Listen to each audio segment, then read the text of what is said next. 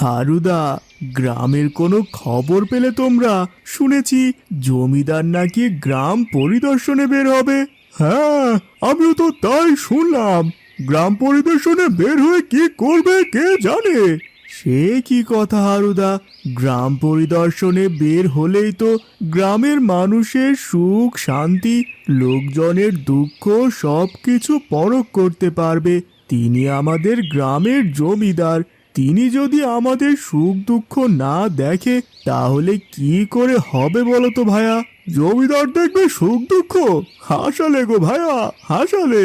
সে কি কথা হারু, এভাবে বলছিস কেন? বলছি কি আর সাধে রে মহেশ, আগের বছর গিয়েছিলাম জমিদারের কাছে কর দেওয়ার সময়। সবাই সেবার কর দিতে পারলেও আমি দিতে পারিনি। ফসল সেবার ভালো হয়নি, তাই তাকে দেওয়ার মতো পয়সা ছিল না আমার কাছে। আমি তাকে এত বোঝানোর চেষ্টা করলাম, কিন্তু সে কিছুতেই শুনলো না। বরং আমার নদীর পাশের যে উর্বর জমিটা ছিল সেটা তার নামে লিখে নিল। হ্যাঁ, এ কথা আমিও শুনেছি। শুধু তাই নয়, গ্রামের অনেককে কর না দেওয়ার কারণে মেরে গ্রাম ছাড়াও করেছে। অনেক অত্যাচারের মুখে পড়তে হয় সবাইকে। এই তো এই তো সামনে আবার কর দেওয়ার সময় আসছে, কি করব বুঝতে পারছি না। গত 2 বছর থেকে জমিতে ভালো ফসল ফলাতে পারি না। কে আর করার বল, গ্রামের জমিদার বলে কথা। হ্যাঁ, এর জন্যই তো সবাইকে মুখ বুজে সব সহ্য করতে হয়। সে যাই হোক, বেলা হয়ে গেল অনেক, বাড়ি যেতে হবে। না হয় গিন্নি আবার আরেক কেলেঙ্কারি শুরু করবে। তা ঠিক বলেছ নিতাইদা, আমাকেও যেতে হবে।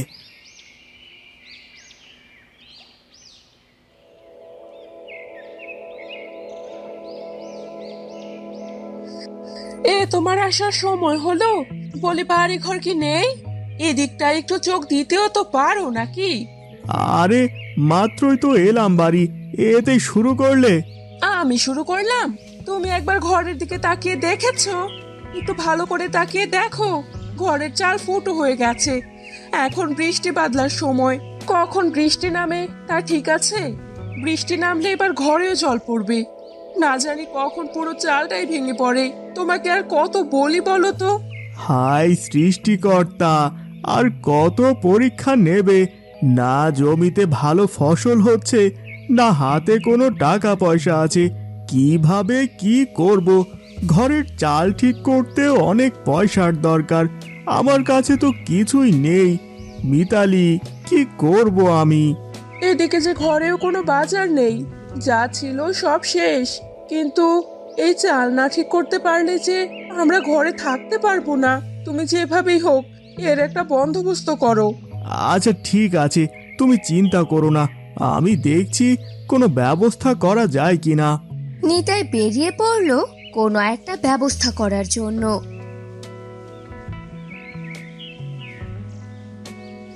নিতাই হাঁটতে হাঁটতে গেল মহেশের বাড়িতে। মহেশ দা, ও মহেশ দা, বাড়িতে আছো নাকি গো? আরে নিতাইদা, তুমি এই তো বাড়ি গেলে, কি মনে করে এলে আবার? বড্ড বিপদে পড়ে এসেছি গো মহেশ দা। বিপদ? কি হয়েছে বলো তো? আর বলো কি, বাড়িতে ঢুকতেই গিন্নি ঘরের দিকে দেখিয়ে বলল চাল নাকি ভেঙে পড়েছে। খেয়াল করলাম জোরে বৃষ্টি এলে পুরো চালটাই খসে পড়বে। এই কুঁড়ে ঘরেরও তো অনেক দিন হলো, না জানি কখন পুরোটাই ভেঙে পড়ে। সে কি কথা, এই বৃষ্টি বাদলার দিনে এই অঘটন হলো? তা আমার বাসায় যে। মহেশ দা, তুমি তো জানোই সংসারে কেমন টান চলছে।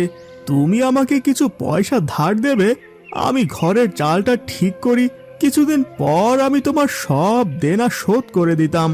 নিতাইদা, তুমি তো আমার ব্যাপারে জানোই, তোমাকে সাহায্য করার মতো যে আমার কাছে কোনো উপায় নেই।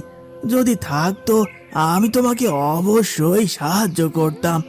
আমায় ক্ষমা করো নিতাইদা। আচ্ছা মহেশ দা, কি আর করার, দেখি অন্য কোথাও কোনো ব্যবস্থা করতে পারি কিনা। নিতাই মহেশের কাছে কোনো সাহায্য না পেয়ে হারুদের বাড়ির দিকে যায়। হারুদা, একটু কথা ছিল তোমার সাথে, একটু বাইরে আসবে?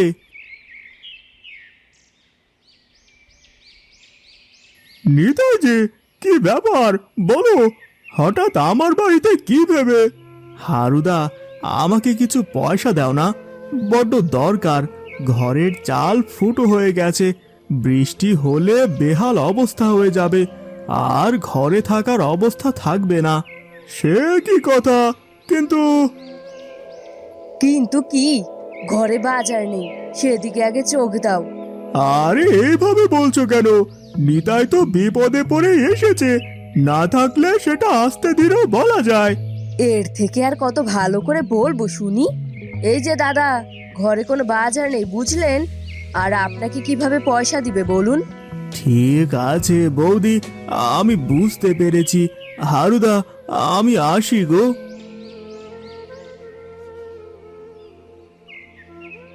হারুর বউয়ের এমন চওড়া কথা শুনে কানাই আর কিছু বলতে পারল না। সে মন খারাপ করে আবারও তার বাড়িতে চলে যায়। তাকে দেখে তার গিন্নি মিতালি বলল, কি গো, কোনো উপায় করতে পারলে? না মিতালি, হারুদা মহেশদা সবার কাছে গেলাম, কিন্তু কিন্তু কারো কাছে নাকি কোনো পয়সা নেই, তাই খালি হাতেই ফেরত আসতে হলো। কি করব কিচ্ছু বুঝে উঠতে পারছি না। এইদিকে আকাশে মেঘ জমছে। পয়সা নেই বলেছে? আমাদের বিপদে তারা আমাদের সাহায্য করলো না, অথচ তুমি কতবার তাদেরকে সাহায্য করেছো, কোনো হিসেব আছে? আহ মিতালি, এভাবে বলতে নেই। বলবো না তো কি করব বলো তো? তুমি সবার বিপদে সাহায্য করো তোমার সাধ্য অনুযায়ী, কিন্তু তারা কি করলো? এভাবে বলো না, সবাই এক নয়, কোনো না কোনো একটা উপায় ঠিক হয়ে যাবে। হায় রে আমাদের পোড়া কপাল! মিতালি আর কানাই এভাবেই কথা বলছিল। ঠিক তখনই তাদের বাড়ির সামনে এক বুড়ি হাতে একটা ঝোলা নিয়ে তাদের সামনে এসে দাঁড়ায়।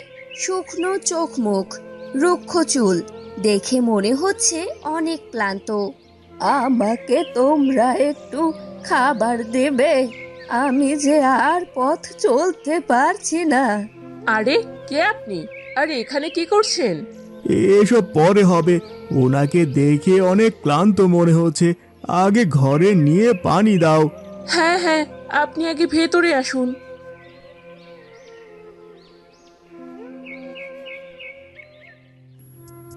আমার খুব খিদে পেয়েছে, আমাকে কিছু খেতে দেবে বাবা?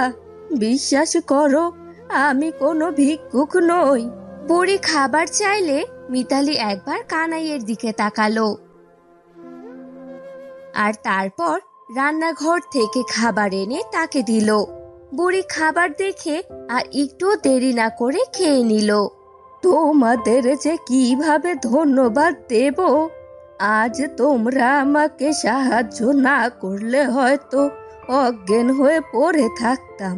তোমাদের কিভাবে যে ধন্যবাদ জানাই। আরে আরে বুড়িমা, করছেন কি? ধন্যবাদ জানাতে হবে কেন? আমরা আপনার সন্তানের মতো, আপনাকে সাহায্য করতে পেরে আমরা খুশি হয়েছি। আমি এবার আসি, ভালো থেকো তোমরা। যদি সৃষ্টিকর্তা কখনো তোমাদের প্রতিদান দেওয়ার সুযোগ দেয়, তবে আমি অবশ্যই সাহায্য করব। এই বলে বুড়িমা সেখান থেকে চলে যায়। কানাই আর মিতালি তার যাওয়ার পথে তাকিয়ে আছে। কিছুক্ষণ পর মিতালি বলল, কে জানে উনি কে ছিল, এভাবে হুট করে এলো। সে যাই হোক, আমি বলি কি, তুমি একবার জমিদারের কাছে গিয়ে সাহায্য চাও, সে নিশ্চয়ই আমাদের সাহায্য করবে। হ্যাঁ, এটা অবশ্য ঠিক বলেছ, এতটুকু সাহায্য তিনি নিশ্চয়ই করবেন।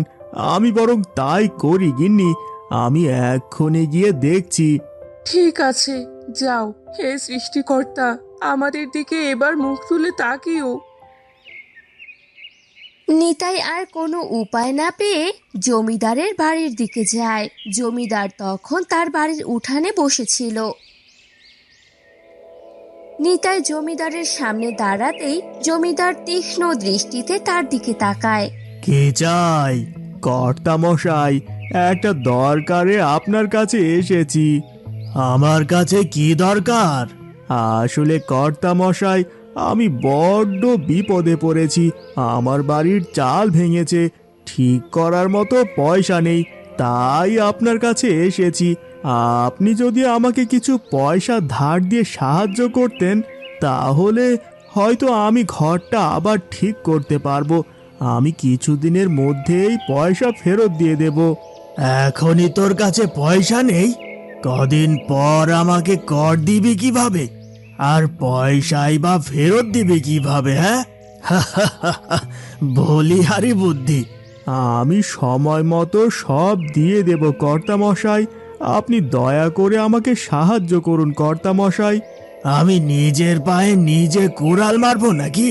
যা যা এখান থেকে, কোনো পয়সা হবে না। কর্তামশাই, এভাবে বলবেন না। আমি আপনার পায়ে পড়ি, আপনি যে শেষ ভরসা। ভালোই ভালো এখান থেকে যা, না হয় লেঠেল দিয়ে মেরে পাঠাবো। সে মুখ ভার করে আবার তার বাড়িতে ফিরে যায়। তার মুখ ভার দেখে মিতালি তাকে বলল, কি হলো, তোমার মুখ এমন ভার হয়ে আছে কেন? জমিদার কি তোমাকে খালি হাতে ফিরিয়ে দিয়েছে? হ্যাঁ গো গিন্নি, কতভাবে বোঝানোর চেষ্টা করলাম, কিন্তু কিন্তু তিনি কোনো কথাই শুনলেন না। কি যে করি এখন! কি আর করার, এখন সৃষ্টিকর্তাই একমাত্র ভরসা। যা আছে কপালে তাই না হয় হবে। তাদের কাছে আর কোনো উপায় ছিল না। সে দিনটা এইভাবেই কেটে যায়।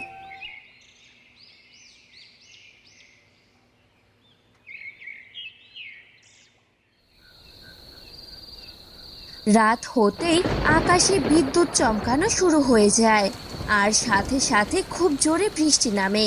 এতে করে কানাইদের ঘরের চালের ফুটো দিয়ে পানি পড়তে শুরু করে, আর কিছুক্ষণের মধ্যেই তা আরো বেড়ে যায়।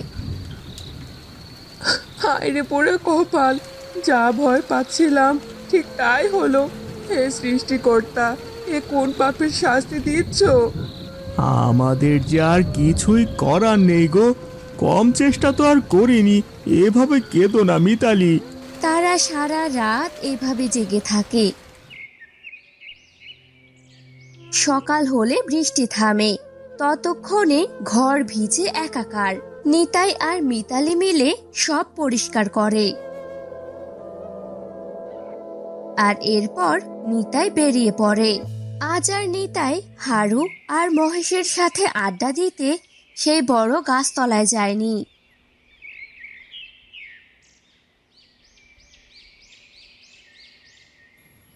তাদের গ্রামের পাশের একটা খুব পুরনো পুকুর পাড়ে গিয়ে বসে।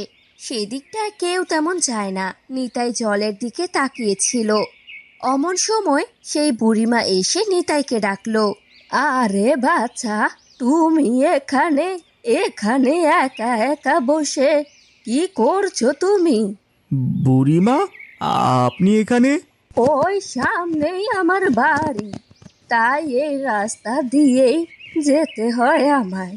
সে কি, এমন নির্জন জায়গায় আপনার বাড়ি? হ্যাঁ বাবা, কিন্তু তোমাকে দেখে আমার কিছু ঠিক মনে হচ্ছে না। কি হয়েছে বাবা? কি আর বলি বুড়িমা, সবই কপাল। বলো বাবা, যদি তোমাকে কোনোভাবে সাহায্য করতে পারি। নিতাই বুড়িমাকে সব কথা খুলে বলে।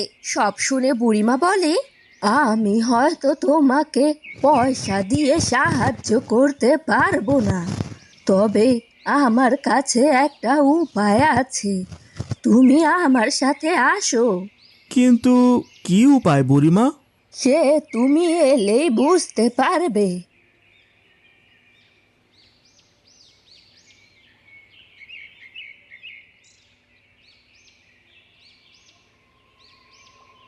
এই যে বাছা দেখছো, এ হলো আমার কচু পাতার ঘর। আর এই যে সামনে যে কচু গাছ দেখছো, এগুলো সব আমার। আরে দেখছো তো কচু পাতাগুলো কত বড়। এই কচু পাতাগুলো অনেক ভারী হয় আর তার সাথে খুবই শক্ত। তুমি এক কাজ করো, তুমি এখান থেকে কিছু কচু পাতা নিয়ে যাও আর তা দিয়ে তোমার ঘরের চাল ঠিক করো। বুড়িমা, আমি এর আগে কখনোই এত বড় কচু গাছ দেখিনি। আর হ্যাঁ, এই কচু গাছ দিয়ে ঘরের চাল ঠিক করলে অনেক দিন টিকে যাবে মনে হচ্ছে। যদি আবারও কখনো প্রয়োজন হয়, তুমি আমার এখানে চলে এসো। আপনাকে অনেক ধন্যবাদ বুড়িমা। এই বলে নিতাই সেই কচু পাতা নিয়ে যায়। আর তা বাড়িতে নিয়ে গিয়ে মিতালির সাহায্যে ঘরের চাল হিসেবে দিয়ে দেয়। এতে করে তাদের ঘরের চালের আর কোনো চিন্তা থাকে না। কি বুদ্ধি গো তোমার! এবার থেকে যে আমাদের আর ঘর নিয়ে চিন্তা করতে হবে না। এরপর থেকে কানাই আর মিতালি সুখে শান্তিতে সেই ঘরেই থাকে, কারণ এখন বৃষ্টির জল তাদের কোনো ক্ষতি করতে পারে না। কচু গাছের পাতার উপর দিয়ে বৃষ্টির জল নিচে গড়িয়ে পড়ে, আর তীব্র গরমেও তাদের ঘর সব সময় ঠান্ডা থাকে। সৃষ্টিকর্তা আমাদের দিকে মুখ তুলে তাকিয়েছেন গো। দেখো, আজ আমরা কত সুখে আছি। রোদ বৃষ্টি কোনোটাই যে আমাদের আর ক্ষতি করতে পারছে না। হ্যাঁ গো, তুমি একদম ঠিক বলেছো।